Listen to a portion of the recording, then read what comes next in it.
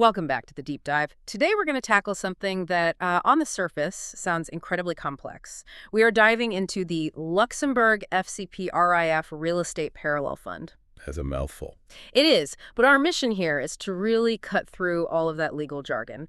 We want you to understand not just what it is, but why these billion-dollar investment sponsors, the ones managing money for the world's biggest pension funds, choose this very specific vehicle. You have to start with Luxembourg itself. It's a titan in the fund world. We're talking trillions in assets. The FCP RAIF in particular has become this go-to tool for real estate. And it's really for two reasons: speed and the regulatory comfort that comes with having an authorized manager, an AIFM. Okay, let's unpack that. Speed is obviously a huge deal. But before we get into the nuts and bolts, let's address the big question. The parallel structure. Why? Yeah. Why add this layer of complexity? Why not just put everyone's money into one big fund? That's the billion-dollar question, isn't it? And it all comes down to the sheer diversity of the investors themselves. A global sponsor is raising capital from completely different worlds at the same time. You've got huge U.S. pension funds, European insurers, sovereign wealth from the Middle East. And then high net worth families, right? Exactly.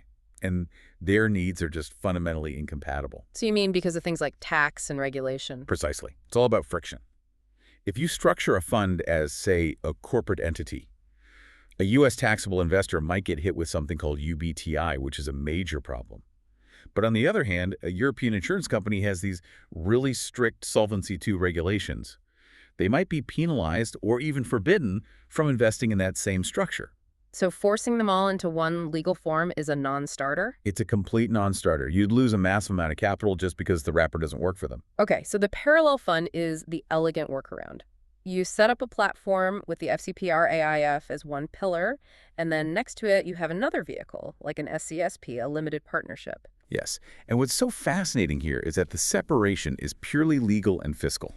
What do you mean by that? Well, the capital from the FCP RAIF and the capital from that parallel SCSP, it's all aimed at the exact same deals. Yeah. They share the same investment committee, the same asset management team, the same research. I love that analogy you used before we started, the five-star hotel. Right. Everyone gets access to the same world-class kitchen and service, but some guests are in the presidential suite, that's your FCP RAIF, and others are in the custom-built penthouse, the SCSP, structurally separate, but strategically unified. That makes perfect sense. So let's define the centerpiece, the FCP RAIF. What does FCP actually mean in practice? FCP stands for Fonds Common Displacement. And the most important thing to understand is that it's organized contractually. It has, and this is the key, no legal personality of its own. It's a pool of assets managed by a regulated company, the AIFM, for the unit holders. No legal personality. Why is that the magic ingredient? Tax efficiency. In many jurisdictions, because the fund isn't seen as an entity itself, it's treated as tax transparent. The tax burden just nixed. It flows right through to the investor, who then deals with it in their home country. And for a big institution, that is exactly what they want. And the RAIF part, that means it's only for well-informed investors. We're not talking about retail investors here, are we? No, definitely not. We're talking about institutional scale. You either have to be a professional or institutional investor by definition, or you commit at least 125,000 euros and sign a document saying you understand the risks. Got it. Now let's talk about the layering. It's not like the FCP RAIF just goes out and buys a building directly, is it? Tell us about the SPV layer. Absolutely not. The fund and its parallel vehicle, they rarely hold the physical bricks and mortar. Instead, they hold equity in what are called special purpose vehicles, or SPVs. These are usually local companies like a Luxembourg Sarlo or maybe a German GmbH, set up in the country where the actual asset is. And why are they so vital? They do three critical things. One, they hold the specific asset, which ring-fences the risk. Two, they're the entity that actually gets the mortgage, the local bank debt. And three, they're crucial for optimizing local tax treaties. So the SPV is like the local operating company for the property itself? Exactly. Without that layer, cross-border investing would just be an administrative nightmare. Okay, going back up to the fund level, we talked about speed. If this FCP RAIF is so fast to launch, where's the regulatory check? Does that speed come at the cost of safety? That's the clever trade-off. The fund itself, the product, doesn't need prior approval from the regulator, the CSSF. But that's because the manager of the fund, the AIFM, is already heavily regulated and authorized. So the scrutiny shifts from the product to the manager. Which lets them launch months faster. I can see why that's a huge competitive advantage. A massive advantage, especially if you're trying to execute on a time-sensitive deal. So if you were to summarize the killer features for a sponsor, what would they be? It's a combination of three things. First, as we said, tax efficiency. The FCP is often transparent and there's no Luxembourg withholding tax on distributions. Second is market reach. Because it's managed by an AIFM, it gets the AIFMD marketing passport that lets you sell it to professional investors across the entire EU seamlessly. And the third? Flexibility. This is critical. Inside that parallel platform, you can have different fee structures, different carry rules, even different risk profiles for the investors in the FCP RAIF versus the ones in the SCSP. You can tailor the offer perfectly. We've covered how the money gets collected and structured. So now, where does it go? What kind of properties are these huge platforms actually buying with this machine? The strategy is almost always driven by the need for long-term, stable cash flow. Remember, the big investors in the FCP RAIF are pension funds. They need predictable income. Okay, so give me some examples. What asset classes fit that bill? Well, think about specialized and defensive assets. Things like healthcare facilities, clinics, senior living, life science labs. Why those specifically? Because they come with incredibly long leases. We're talking 10, 15 years. And crucially, the rent is often linked to inflation. That's the kind of hedge a pension fund absolutely loves. Logistics is another one. It's still a powerhouse, not just the giant warehouses, but also the last-mile hubs near big cities that fuel e-commerce. Right. The demand there seems almost endless. It's very strong, and institutions are willing to accept lower initial yields for that kind of stability. And what about office? I was surprised to see that's still a major focus, given, everything that's happened. It is, but the focus is completely shifted. It's all about prime, core assets. Yeah. The absolute best of the best. Trophy buildings in places like La Défense in Paris, leased long-term to governments or blue-chip tech companies. So they're almost like bonds at that point. That's exactly how they're viewed. And finally, you see a lot of residential. But again, institution-grade stuff. Multifamily blocks or student housing near top universities where occupancy is always over 90%. And this structure is perfect for spreading bets geographically. How do sponsors use it to diversify across Europe? They use pretty classic allocation models. A common one is a Western European focus. Maybe 30% in Germany for stability, 20% in France, another 20% across Spain and Italy. That helps smooth out the economic cycles of any one country. And I saw a lot of mentions of combining that with Central and Eastern Europe. Why is that combination so popular right now? It's all about the yield pickup. Yeah. You can really boost the fund's overall return. So a manager might allocate, say, 15 or 25% of the portfolio to Poland or the Czech Republic. And they get a better return there. A significantly better return. Here's the crucial number.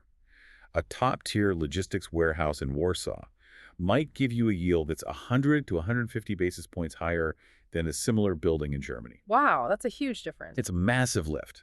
And that extra yield helps the fund hit its higher return targets, especially for the more aggressive investors in that parallel pool. That makes a lot of sense. Okay, let's make this concrete. Walk us through the pan-European logistics case study. How did the split work there? Right, this is a perfect example of a core strategy.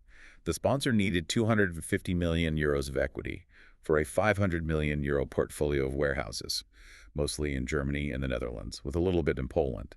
The goal was low risk, steady income, so they split the capital raise.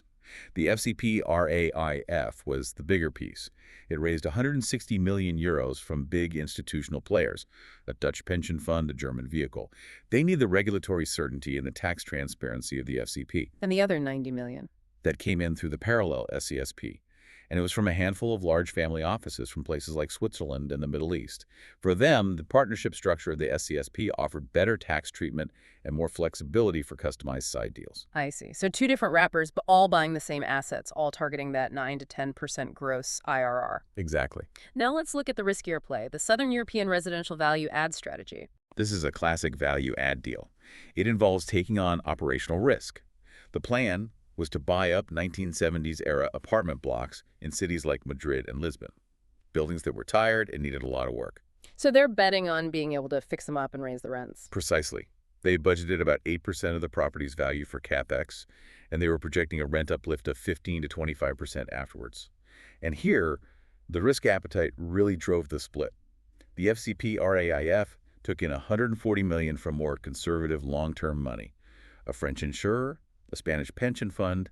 They want the stable rental income after the risky part is done. So who funded the risky part? That fell to the parallel SCSP. It raised $60 million from regional entrepreneurs and specialized private equity funds who are comfortable with construction risk, with vacancy, with the whole messy renovation process. And they get rewarded for that risk. They do. They're targeting a much higher gross IRR, around 14%. So again, it's the same asset management team doing the work, but the risk and reward is perfectly matched to the type of investor in each legal wrapper. It really shows how the framework can manage the whole risk spectrum.